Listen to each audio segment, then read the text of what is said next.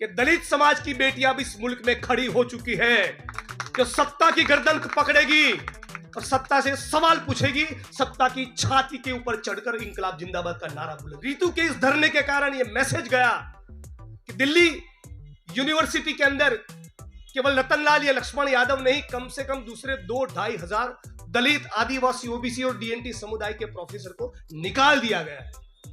दिक्कत क्या है?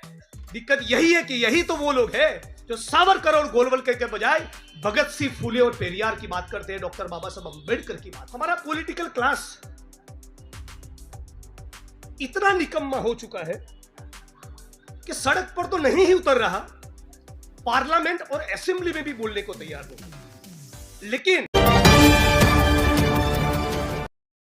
कि दिल्ली यूनिवर्सिटी जब मंडल कमीशन वाला आंदोलन चल रहा था, तब मंडल के खिलाफ, सामाजिक न्याय की लड़ाई के खिलाफ यहां पर कुछ मनुवादियों ने क्रांति चौक खड़ा किया था। और आज मैं गुजरात से चलकर यह कहने के लिए आया हूं, उसको उल्टा करने के लिए, मनुस्मृति के खात्मे के लिए, सामाजिक न्याय को सुनिश्चित करने के लिए प्रोफेसर डॉक्टर रितु सिंह ने दोबारा क्रांति चौक यहां पर खड़ा किया है, अंबेडकर चौक खड़ा किया है। 108 दिन, साथी ने बताया था, बिल्कुल सही कहा कि डॉक्टर बाबा साहब अंबेडकर का कहना था कि किसी भी समाज की कितनी तरक्की हुई, उसका मापदंड क्या है, उसका क्राइटेरिया क्या है। तो बहनों ने क्या तरक्की की, महिलाओं की क्या तरक्की हुई, उनकी क्या प्रगति हुई, उससे पता चलेगा। यह कहने वाले डॉक्टर बाबा साहब अंबेडकर आज हमारे बीच में जिंदा होते तो आज डॉक्टर रितु के साथ खड़े होते। साथियों, जैसा कि मेरे पहले रतनलाल जी से लेके सभी साथियों ने, राहुल नागपाल जी ने, सभी ने बताया, ये केवल रितु का मामला नहीं है। रितु का मामला तो बहुत साफ है, उसमें तो दूध का दूध और पानी का पानी इन मनुवादियों की पुलिस ने खुद कर दिया है। तभी तो मुकदमा दर्ज हुआ है, तभी तो एफआईआर हुआ है, तभी तो चार्जशीट हुआ है। एट्रोसिटीज एक्ट का प्रावधान साफ तौर पे कह रहा है, यदि आप दलित और आदिवासी नहीं, और दलित और आदिवासी के हित को, उसके इंटरेस्ट के खिलाफ कोई भी मामला जाए, उस प्रकार का फर्जीवाड़ा आप करते हो, तो वो एट्रोसिटी एक्ट के तहत वो मुकदमा होता है। सुप्रीम कोर्ट के, हाई कोर्ट के जजमेंट से इतने 60-70 सालों के दौरान इस मुल्क की हाई कोर्ट और सुप्रीम कोर्ट ने जो जूरिस्प्रूडेंस डेवलप किया है, उसका ये इंसल्ट है कि इस मोहतरमा की गिरफ्तारी नहीं हो रही है। सुप्रीम कोर्ट ने तो यहां तक कहा, जस्टिस काजू और ज्ञानसुधा मिश्रा के जजमेंट में, कि यदि एट्रोसिटी एक्ट के तहत मुकदमा दर्ज हुआ है और यदि पुलिस गिरफ्तारी नहीं कर रही और उस मामले की शिकायत किसी executive magistrate, sub divisional magistrate, district magistrate, investigating officer और आईओ के सामने यह कंप्लेन किया जाए कि पुलिस गिरफ्तारी नहीं कर रही है, और उसके बावजूद यदि executive magistrate, sub divisional magistrate, SP और कलेक्टर गिरफ्तारी सुनिश्चित नहीं करवाते, तो जिसने एट्रोसिटी की है उसको तो क्रिमिनली चार्जशीट करना ही करना। इन अफसरों के खिलाफ भी डिपार्टमेंटल चार्जशीट होना चाहिए। लेकिन अब तो कानून कहां रहा है। मैंने एक ट्वीट किया और सीधा 2500 किलोमीटर आसाम की जेल में। आज प्रोफेसर रतनलाल जी के खिलाफ क्यों मुकदमे हो रहे हैं, क्यों मुझे आसाम की जेल में डाला, क्यों रितु को टारगेट किया गया? भाई, ये वही तो लोग हैं जो दलित समाज की, बहुजन समाज की एक नई पीढ़ी को तैयार करते हैं। अभी मैं 6 दिसंबर से बंबई गया था। चैत्य भूमि की जगह पर मुझे पहुंचते पहुंचते 2.5 घंटा लगा, और वो भी अगर गाड़ी में पहले स्टिकर चिपकाया था विधायक गुजरात से, तब जाकर जा पाया। 3 दिन तक महाराष्ट्र के कोने कोने से लोग आते हैं, बहनें, माताएं सर पर अनाज की बोरी रखकर आती है, और कितना 1.5 दिन 2 दिन 2.5 दिन सड़क पर लंबी कतार में खड़े रहते हैं डॉक्टर भीमराव बाबा साहब अंबेडकर के दर्शन के लिए। तो ये तो इमोशन है। लक्ष्मण यादव का काम यह है, रतनलाल जी का काम यह है, रितु सिंह का काम यह है कि उस इमोशन को विचारधारा में परिवर्तित करे। इस बात का इनको तकलीफ है।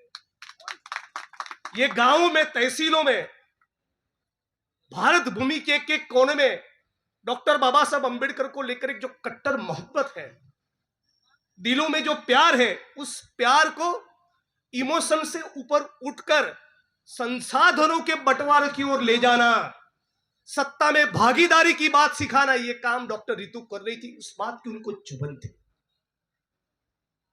लक्ष्मण यादव जी को इसलिए निकाला, डॉक्टर रितु सिंह को इसलिए टारगेट किया, रतनलाल जी के लिए इतनी मुश्किलें इसलिए बढ़ती रहती, इतने मुकदमे इसलिए होते कि यही तो वो लोग हैं जो नई पीढ़ी को तैयार करते हैं, जो 14 अप्रैल मनाते हैं, 6 दिसंबर मनाते हैं, संविधान दिन मनाते हैं, फूले की बात करते हैं, अंबेडकर की बात करते हैं, पेरियार की बात करते हैं, सड़क पे उतरते हैं, इंकलाब जिंदाबाद करते हैं, ये बताते हैं कि 13 पॉइंट रोस्टर के मुद्दे पे सड़क पर उतरना पड़ेगा।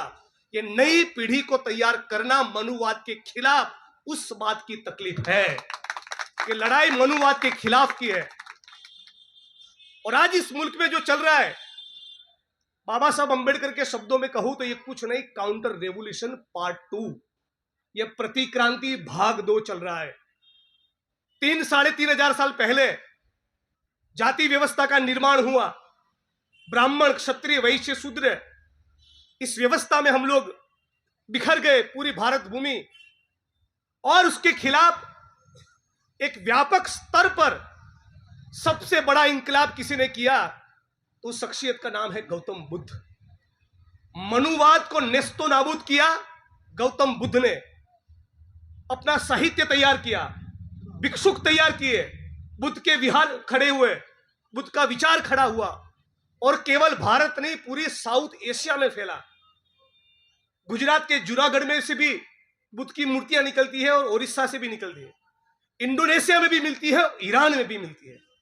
लेकिन इस गौतम बुद्ध की मानवता की, जातिवाद को खत्म करने की क्रांति के खिलाफ और एक नए सिरे से मनुवादी लोग एकत्रित होकर बुद्ध की क्रांति को खत्म किया, बुद्ध के विहारों को खत्म किया, उसके भिक्षुकों को खत्म किया, और इसको डॉक्टर भीमराव बाबा साहब अंबेडकर कहते हैं वो थी प्रतिक्रांति, काउंटर रेवोल्यूशन। और उस काउंटर रेवोल्यूशन के सामने नए सिरे से एक भक्ति आंदोलन खड़ा हुआ। कोई रविदास निकले जो कहते हैं कि ऐसो चाहूं राज में जहां मिले सभी को अन्न, दलितों को नहीं, मिले सभी को अन्न। ऐसो चाहूं राज में जहां मिले सभी को अन्न, छोटे बड़े सब सम बसे रविदास रहे प्रसन्न। उसी शैली में कबीर ने कहा कि साईं इतना दीजिए जामे कुटुंब समाई, मैं भी भूखा ना रहूं साधु न भूखा जाए। तो मनुवादियों के एजेंडा को क्रांति के जरिए गौतम बुद्ध ने खत्म किया, और उस गौतम बुद्ध की विरासत को दोबारा मनुवादियों ने काउंटर रेवोल्यूशन करके खत्म किया। उस काउंटर रेवोल्यूशन के सामने खड़े हुए और एक बार रविदास, नानक, कबीर, ज्ञानदेव, नामदेव, तुकाराम, नरसिंह मेहता, सूफी संत और भक्ति आंदोलन के सारे लोग। 600-800 साल ये क्रांति चली, लेकिन उसमें पॉलिटिकल तड़का पहली बार किसी ने दिया तो वो दिया ज्योतिबा फूले ने। उसको पॉलिटिकल तड़का दिया रामास्वामी पेरियार ने। वो सामाजिक, सांस्कृतिक, आध्यात्मिक मूवमेंट को राजकीय तड़का लगाया डॉक्टर भीमराव बाबा साहब अंबेडकर ने। और उन्हीं दिनों के दौरान सभी जाति धर्म के, सभी स्ट्रीम्स के, सभी प्रवाहों के, सभी रंगों के लेकर स्वतंत्रता का आंदोलन चल रहा था। उसकी भी कुछ विरासत सेलिब्रेट करने जैसी है। और उसके बाद इन सभी की फिलोसॉफी को, सभी के विचारों को डॉक्टर भीमराव बाबा साहब अंबेडकर ने संविधान में पिरोया, और वो संविधान धीरे धीरे करके डिलीवर कर रहा था। पहले जो मनुस्मृति की व्यवस्था थी वो कह रही थी कि एक ही समुदाय का नॉलेज पे कंट्रोल रहेगा, पढ़ेगा भी वही, पढ़ाएगा भी वही। डॉक्टर बाबा साहब अंबेडकर और संविधान ने कहा नथिंग डूइंग, अब कोई रितु सिंह यूजीसी की चेयरमैन भी बनेगी, गेट लॉस्ट। जमीनों के ऊपर केवल एक ही जाति के लोगों का कब्जा था। संविधान ने और डॉक्टर बाबा साहब अम्बेडकर ने कहा गेट लॉस्ट, अभी जमीनों का आवंटन होगा, एक एक जिलों में होगा, एक एक तहसील में होगा, और उसके कारण हजारों लाखों एकड़ जमीन का आवंटन हुआ। वैश्य समाज का ही कब्जा रहेगा सारे बिजनेस के ऊपर। अब कोई प्रोफेसर रतनलाल या उनका चचेरा भाई भी पटना के, दिल्ली के किसी मॉल में एडिडास का शोरूम भी कर सकता है। ये जो संविधान के कारण एक नई क्रांति शुरू हुई थी, उसके खिलाफ पिछले 10 साल से नरेंद्र मोदी की सरकार के शासन के दौरान काउंटर रेवोल्यूशन पार्ट 2 शुरू हो चुका है। उसके खिलाफ की लड़ाई में हम लोग यहां बैठे हैं। इनको इसलिए निकाला जा रहा है, ये बता रहे हैं कि क्या चल रहा है मुल्क के अंदर। पेरियार ने कहा, अंबेडकर ने क्या कहा, फुले ने क्या कहा और गोलवलकर ने क्या कहा। आज ये भारत की बेटी हमारे बीच में खड़ी है। दिल्ली की सड़कों पर हमारी बेटियां, एथलेट बहनें महीनों तक बलात्कार की कंप्लेंट को लेकर बैठी रही। बहुत से लोगों को ये ख्याल आया होगा, कितना जबरदस्त मुद्दा, महिलाएं कह रही है कि बलात्कार हुआ, फिर भी मोदी की सरकार उसका कॉग्निजेंस क्यों नहीं ले रही है। उससे तो इलेक्टोरल लॉस हो सकता है, चुनावी राजनीति में नुकसान हो सकता है, मदारी को विश्वगुरु बनना है तो उसकी इमेज को भी धब्बा लग सकता है, फिर भी उसका कॉग्निजेंस नहीं लिया क्यों। तो मैं भी पढ़ रहा था 1960 में गोलवलकर, आरएसएस, मोदी और भाजपा के गुरु, गुजरात आए थे और 1960 में अहमदाबाद के गुजरात यूनिवर्सिटी के समाज विज्ञान विभाग में उन्होंने एक लेक्चर लिया और रतनलाल जी उस लेक्चर में ऐसा कहा कि प्राणियों में क्रॉस ब्रीडिंग के संकर प्रयोग करने की आज लोगों में हिम्मत होती है, लेकिन इंसानों में ऐसे प्रयोग करने की हिम्मत नहीं। लेकिन किसी जमाने में आरएसएस के, भाजपा के, मोदी साहब के गुरु गोलवलकर के शब्द सुनिए, और ये डॉक्यूमेंट किया है, रिपोर्ट किया है 2 जनवरी 1961 के दिन ऑर्गेनाइजर ने।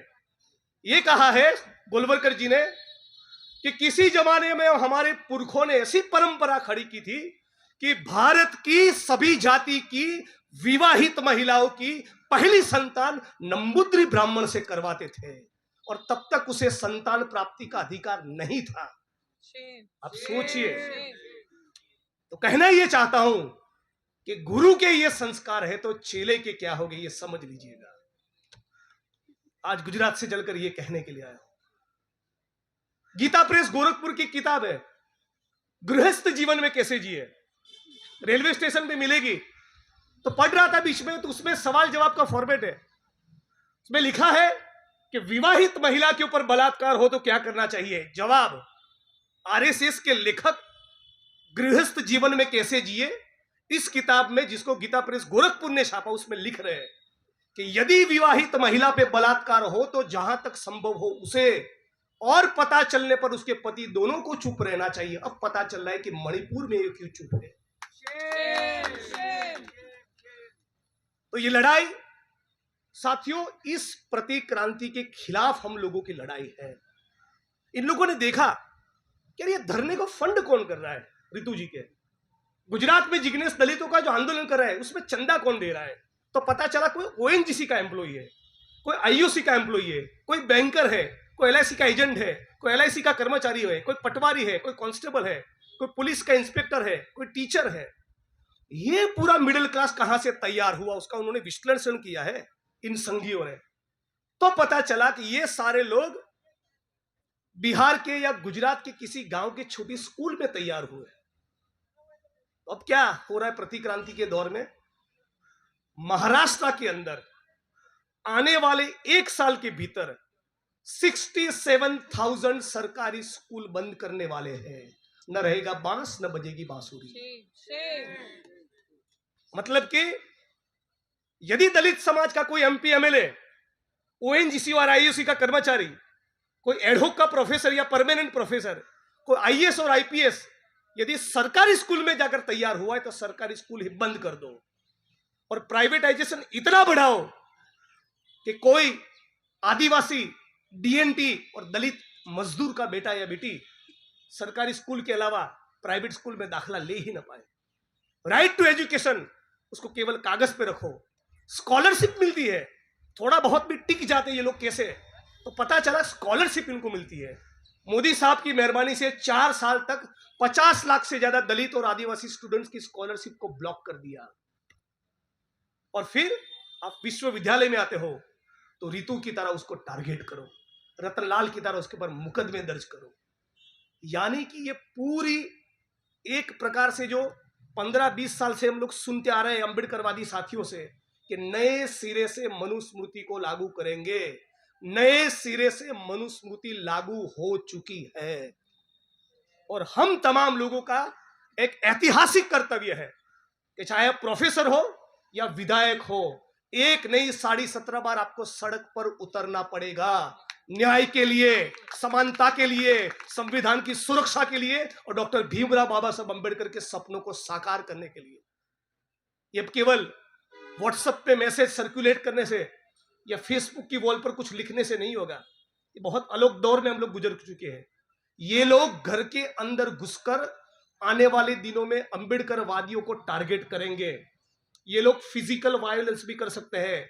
25, 35, 40, 50 साल के दौरान इन संघियों ने, आरएसएस वालों ने जो हमारे बीच में तलवार और त्रिशूल बांटे हैं, ये अग्निवीर की जो सेना खड़ी हो रही है, ये ऐसे ही नहीं है। यशवंत सिंधे नाम का एक आदमी नांदेड़ की, महाराष्ट्र की कोर्ट में एफिडेविट करता है। क्या कहता है एफिडेविट में? हम लोग बम बनाते थे, हिंदू बस्तियों में फेंकने के लिए बम बनाते थे और उस बम बनाने की प्रक्रिया में केमिकल ब्लास्ट होने के कारण हमारे आरएसएस और वीएचपी के लोग मारे गए। ये क्या चल रहा है आप सोचिए। सत्यपाल मलिक जो इतने दिनों से बोल रहे हैं कि 2024 के चुनाव के पहले ये लोग अपनी ही पार्टी के किसी नेता को मरवाना चाहते हैं, आतंकवादियों की घुसपैठ का मामला खड़ा करेंगे, पाकिस्तान के साथ मैच फिक्सिंग करके दुबई में मीटिंग कर रहे हैं कि कैसे युद्ध की बात को फैलाया जाए, एक वॉर मॉन्गरिंग खड़ा किया जाए। तो तमाम साथियों से गुजारिश है, इस प्रकार के एक भी रैली या धरने को मत छोड़िए। हर कीमत पर हमारे संविधान को बचाना है, हर कीमत पर डॉक्टर बाबा साहब अंबेडकर के सपनों को साकार करना है। तो आज हम सभी का कर्तव्य बनता है कि डॉक्टर रितु के समर्थन में आके खड़े रहे। रितु तो केवल माध्यम है, उसके कारण पूरे मुल्क में यह संदेश गया कि दलित समाज की बेटियां भी इस मुल्क में खड़ी हो चुकी है, जो सत्ता की गर्दन पकड़ेगी और सत्ता से सवाल पूछेगी, सत्ता की छाती के ऊपर चढ़कर इंकलाब जिंदाबाद का नारा बुलंद करेगी। रितु के इस धरने के कारण यह मैसेज गया कि दिल्ली यूनिवर्सिटी के अंदर केवल रतनलाल या लक्ष्मण यादव नहीं, कम से कम दूसरे 2-2.5 हजार दलित, आदिवासी, ओबीसी और डीएनटी समुदाय के प्रोफेसर को निकाल दिया गया है। दिक्कत क्या है? दिक्कत यही है कि यही तो वो लोग हैं जो सावरकर और गोलवलकर के बजाय भगत सिंह, फूले और पेरियार की बात करते हैं, डॉक्टर बाबा साहब अंबेडकर की बात करते हैं। आज साथियों, रतनलाल जी ने भाषण भी दिया और क्लास भी ली, अच्छा किया, प्रोफेसर का ये काम भी है। हमारा पॉलिटिकल क्लास इतना निकम्मा हो चुका है कि सड़क पर तो नहीं ही उतर रहा, पार्लियामेंट और असेंबली में भी बोलने को तैयार नहीं है। लेकिन 2 अप्रैल का भारत का जो बंद है वो बड़ा ऐतिहासिक आंदोलन में मानता हूं, और इसलिए उसमें किसी भी नेता ने कॉल नहीं दिया था, किसी भी नेता का, पॉलिटिशियन का चेहरा उसमें नहीं था, किसी भी व्हाट्सएप के मैसेज के ऊपर। और फिर भी सरकार के खिलाफ भारत के इतिहास का एक ऐसा बंद हुआ जिसको आने वाली पीढ़ियां याद रखेगी। उन सड़क पर उतरने वाले भीम सैनिकों और अंबेडकरवादियों के बीच में एक 5 एमपी एमएलए भी इस मुल्क के नहीं थे। इस बात को भी हमें घर घर तक पहुंचाना पड़ेगा। हमको हमारे तमाम, किसी भी पॉलिटिकल पार्टी को हो, तमाम एमपी एमएलए के ऊपर उतना प्रेशर तो बनाना ही चाहिए कि हमारे मुद्दे पर या तो बोले या तो घर वापसी की तैयारी कर ले। इतना प्रेशर यदि हम अपने ही समाज के नेता के ऊपर नहीं बना पाएंगे तो मोदी जी से हम लोग क्या सवाल कर लेंगे? ये 108 दिन कोई मजाक होता है? भारत के इतिहास में कितने ऐसे धरने दलित बहुजन समाज की बेटियों ने किए होंगे जो 100 दिन चले। ये ऐतिहासिक आंदोलन है। इस ऐतिहासिक आंदोलन की विरासत को पूरे भारत के कोने कोने में ले जाने का आज हम लोगों को संकल्प करना चाहिए। और मेरी वाणी को विराम देने से पहले अब तमाम साथियों से एक गुजारिश करना चाहूंगा आज के दिन में ऐसा संकल्प लेते हैं कि हफ्ते के बाद, 10 दिन के बाद, 15 दिन के बाद भारत की तमाम पॉलिटिकल पार्टी के दलित, आदिवासी, ओबीसी समाज के एमपी एमएलए को कॉल दिया जाए, आइए एक नाइट यहां पर रुकिए, इस धरने पे एक नाइट आप बिताइए, रितु के साथ बैठिए, रतनलाल जी के साथ बैठिए, लक्ष्मण यादव के साथ बैठिए, उन तमाम लोगों के साथ बैठिए जिन्होंने बाबा साहब की विचारधारा को घर घर तक पहुंचाने का काम किया। यदि इतना भी तुम्हारे अंदर जमीन नहीं तो जैसा कि प्रोफेसर जी ने कहा, उनके इलाकों में जाकर उनकी घर वापसी कराए, उनको चुनाव में हरवाए, ऐसा भी हमारा आयोजन होना चाहिए। बिना उसके उनकी भी नींद नहीं उड़ेगी। एक ऐसे कॉल देना चाहिए कि 15 दिन के बाद, 10 दिन के बाद, जब भी आपकी टीम, प्रोफेसर साहब, नागपाल जी, सब लोग साथ में मिलकर एक दिन तय करते हैं, भाषण उन दिन नहीं करोगे तो चला गया, यहां आकर एक नाइट आप बैठिए, एक पूरा दिन 24 घंटा रहिए और फिर पता चले कि कौन सी पॉलिटिकल पार्टी का, कौन सा दलित, आदिवासी, ओबीसी समाज का नेता यहां पर मौजूद था और कौन नहीं था, और जो नहीं था उन सबके कपड़े उतारे जाए।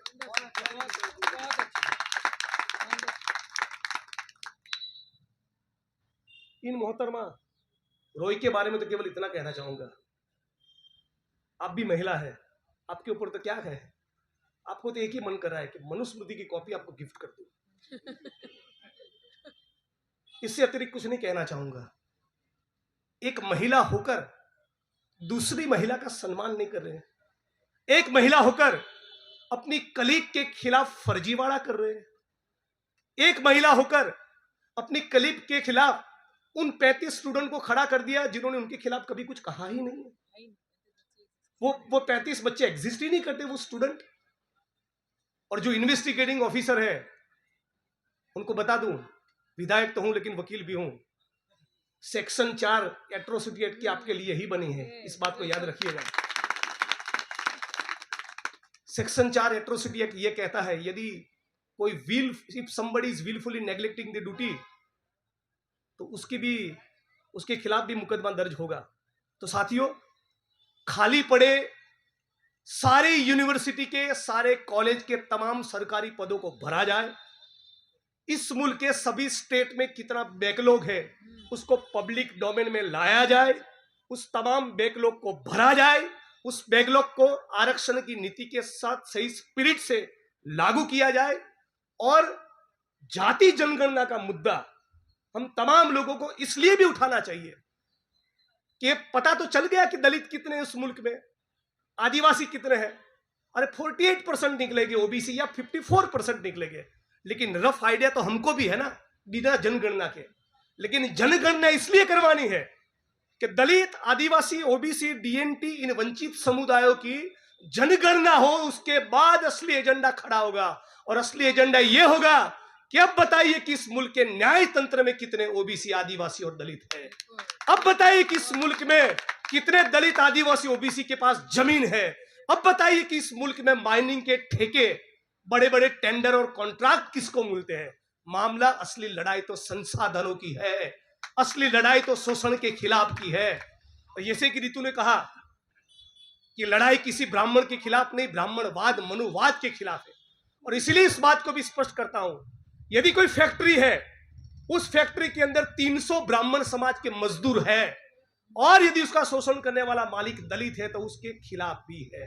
यह है अम्बेडकरवाद, यह है हमारी सोच। यह अलग बात है कि उसका नंबर बाद में रखेंगे, उसका कार्यक्रम बाद में लगेगा, लेकिन हम सारे शोषण के खिलाफ खड़े हो, सारे अत्याचार अन्याय के खिलाफ खड़े हो।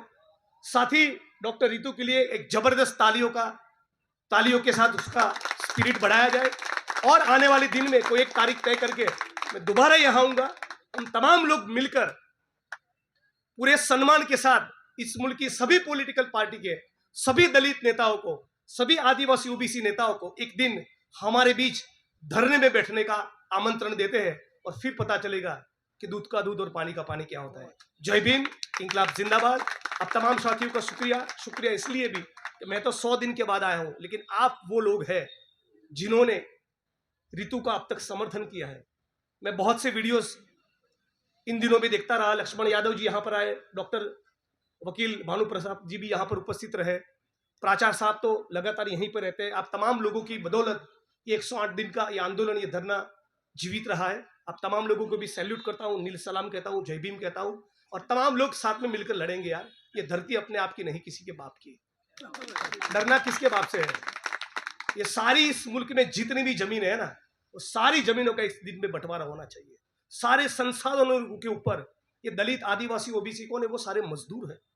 ये दिल्ली यूनिवर्सिटी हो या पार्लियामेंट का मकान हो, ये गुजरात की विधानसभा का मकान हो, किसी दलित आदिवासी के खून और पसीने से बहा है।